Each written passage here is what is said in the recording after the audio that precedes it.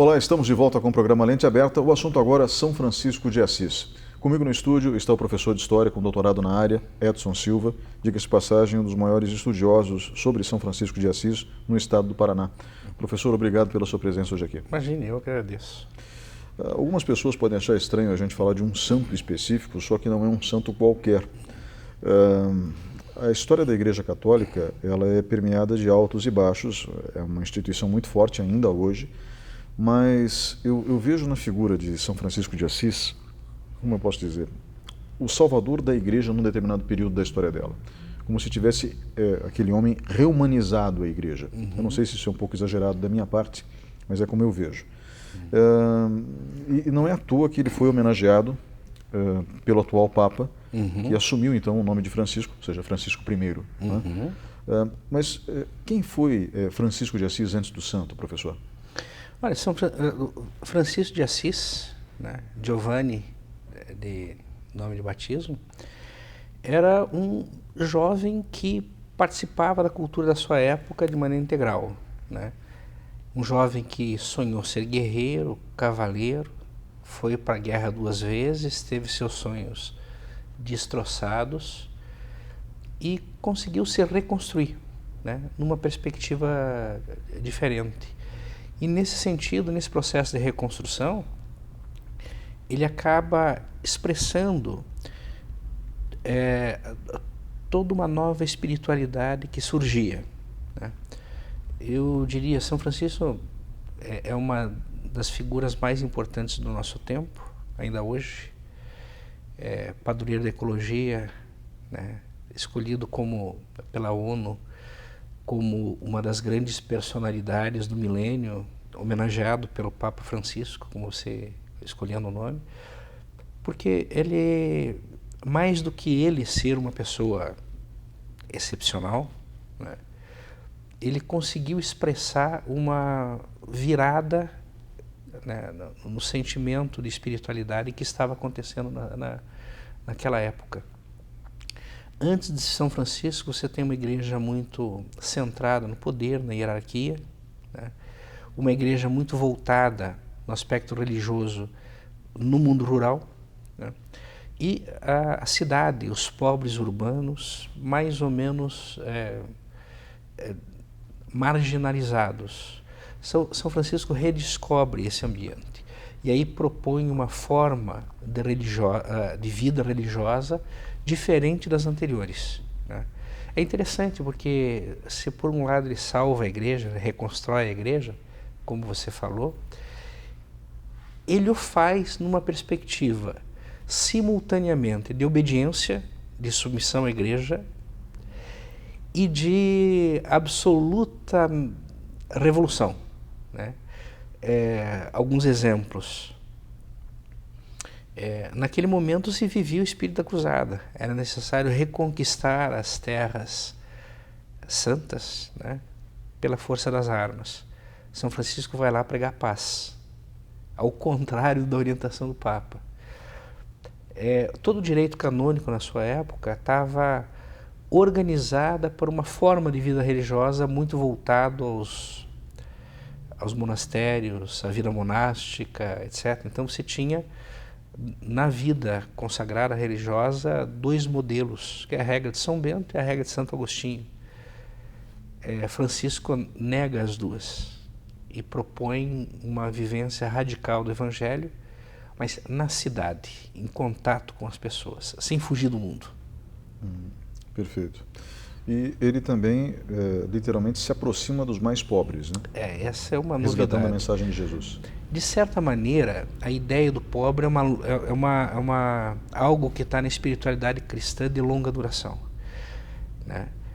Na Bíblia, você tem muito a ideia de pobre como preferido de Deus. Então, não é exatamente essa a novidade de São Francisco. A novidade de São Francisco é que ele relê, ele se afasta da instituição, né? E ele não só vê o pobre como sujeito de caridade, alguém para quem a igreja tem que fazer algumas coisas, mas ele escolhe se tornar pobre estando ao lado dos pobres. né? E eu diria, entre os mais pobres e mais marginalizados do seu tempo, né? Ele foi viver durante um tempo entre leprosos. Durante os primeiros anos da Ordem dos Frades Menores que ele funda, o noviciado era feito no leprosário, mas num leprosário do século XIII, não no leprosário que nós temos hoje, depois da descoberta da cura, da descoberta da bactéria, depois da evolução da medicina que nós temos, num leprosário do século XIII. Ou seja, onde a entrada às vezes podia significar a própria morte ou a contração da doença. Podia significar, o risco era grande. Né? Essa passagem dele pela Terra Santa, ele acaba conhecendo o califa da época, ou seja, o líder muçulmano da época, que era Saladino. Não é isso? Não, não era Saladino. Não era Saladino? Desculpe. Não. Então... Ele conhece um sultão do Egito, Camil, eu não lembro o nome, até pela dificuldade de pronúncia. Não é Saladino. Essa confusão acontece pelo seguinte, porque no filme Francesco, quando ele volta a falar com Pedro Bernardone, o pai dele diz, olha, dizem que você conheceu o próprio Saladino. E muito provavelmente pela falta e dificuldade de comunicação na época, esse personagem Saladino era no mundo cristão assim um pouquinho mítico, mas não foi o próprio Saladino. Entretanto, é uma coisa interessante, porque ele vai ao Egito, e ele vai ao Egito com um espírito muito da época, que era encontrar o martírio, que era um dos caminhos para a santidade, né? Então ele vai, mas ele vai com a abertura mística, com a abertura espiritual que ele tinha. E aí ele não encontra aquilo que ele imaginava, que era a oposição à fé cristã, ele é ouvido, né? E para que ninguém tocasse nele, o desejo dele visitar a Terra Santa é concedido. E não só isso, até hoje, quer dizer, o sultão entregou a guarda de lugares santos a cristãos franciscanos da Ordem de São Francisco, que estão lá desde aquela época. Até hoje você vai visitar a Terra Santa, você vai encontrar conventos franciscanos nos principais lugares de devoção cristã, resultado desse contato que ele teve com o mundo islâmico. Ou seja, o tamanho foi o impacto que ele causou nesses líderes muçulmanos. Exatamente. Né? E ao contrário do que a gente pensa, porque a gente sempre olha outras religiões com certo preconceito, né? A religião islâmica é uma religião onde a ideia de paz é muito valorizada. E na medida que São Francisco chegou desarmado, né, ele foi reconhecido como alguém religioso de valor, e aí ele é acompanhado por soldados não para ver o que ele ia fazer, mas para que justamente ele não sofresse nenhuma agressão no caminho, fruto de qualquer tipo de preconceito. Então ele vai à Terra Santa e volta da Terra Santa, digamos assim, como amigo, né? Essa mensagem acaba atravessando os séculos, professor? Certamente, certamente. Se por um lado, na época, a viagem dele para o Oriente foi interpretada por alguns dos seus contemporâneos como fracasso, porque ele não converteu os muçulmanos, ele dialogou com os muçulmanos, né? Hoje ela é base para uma nova visão de espiritualidade, né? Especialmente depois do Vaticano II. Antes do Vaticano II, você tinha uma igreja muito centrada na instituição, né? Então é a famosa expressão, né, que fora da igreja não há salvação. Quer dizer, ou você se batiza e está institucionalmente dentro da igreja, ou você estaria fora da salvação. O Concílio Vaticano II recupera uma eclesiologia que já estava colocada lá em São Paulo, da dinâmica da graça, do corpo místico de Cristo, e uma visão de que a mensagem de salvação não é trazida não só para uma instituição e um grupo de pessoas do muro para dentro, né, mas para toda a humanidade, e hoje se pensa para além da humanidade, para toda a criação. Quer dizer, Deus cria o mundo, o universo para a felicidade, e para a felicidade de todos, não apenas de alguns.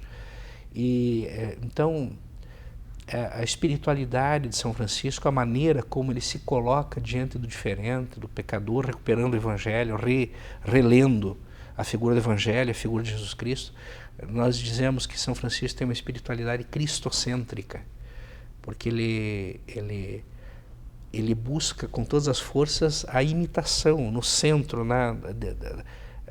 daquilo que desejava Jesus Cristo, né? Então ele recupera esses elementos de caridade, de universalidade, de transcendência, de certa maneira superando a ideia de uma instituição, né? Há pouco eu estava fazendo um trabalho na área de epistemologia, e para mostrar para os meus acadêmicos a diferença dos fundamentos de determinados argumentos, eu retomei uma discussão do final da década de 80, do Leonardo Boff e do Clodovis Boff, não sei se você lembra. Quando Clodovis Boff faz uma crítica à teologia da libertação. E o centro do argumento do Clodovis Boff, que é uma coisa que está muito... era o seguinte, olha, o centro da teologia só pode ser Jesus, né? Sim, mas que Jesus?